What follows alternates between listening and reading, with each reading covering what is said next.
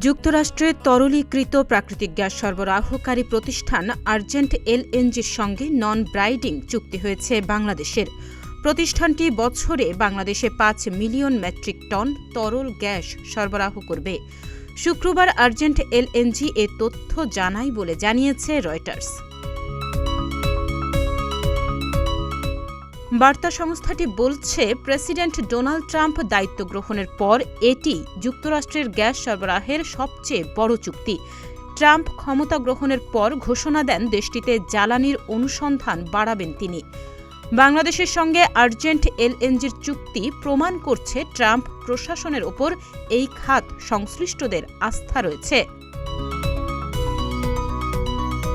Urgent LNG লুজিয়ানাতে ২৫ million metric ton per annum অবকাঠামো তৈরি করছে, যা তাদের সরবরাহ ব্যবস্থাকে আরও শক্তিশালী করবে। যেসব দেশের সঙ্গে যুক্তরাষ্ট্রের মুক্ত বাণিজ্য চুক্তি নেই, সেসব দেশে গ্যাস পাঠানোর ক্ষেত্রে মার্কিন জ্বালানি বিভাগ লাইসেন্স প্রদান স্থগিত করে রেখেছিল।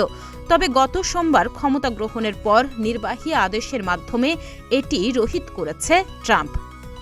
কারণ তিনি বিশ্বব্যাপী যুক্তরাষ্ট্রের গ্যাস সরবরাহ বাড়াতে চান। বর্তমানে বিশ্বের তরলীকৃত প্রাকৃতিক গ্যাসের সবচেয়ে বড় সরবরাহকারী দেশ যুক্তরাষ্ট্র, কিন্তু তারা ২০২৮ সালের মধ্যে সরবরাহের পরিমাণ দ্বিগুণ করতে চায়।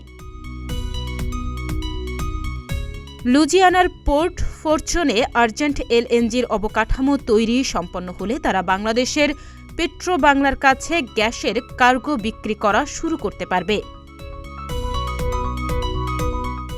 বাংলাদেশ বিনিয়োগ উন্নয়ন কর্তৃপক্ষের চেয়ারম্যান আশিক চৌধুরী রয়টার্সকে বলেছেন, এই চুক্তি শুধুমাত্র আমাদের বর্ধমান শিল্পের গ্যাসের সরবরাহ নিশ্চিত করবে না, সঙ্গে যুক্তরাষ্ট্রের সঙ্গে কৌশলগত সম্পর্ক শক্তিশালী করবে।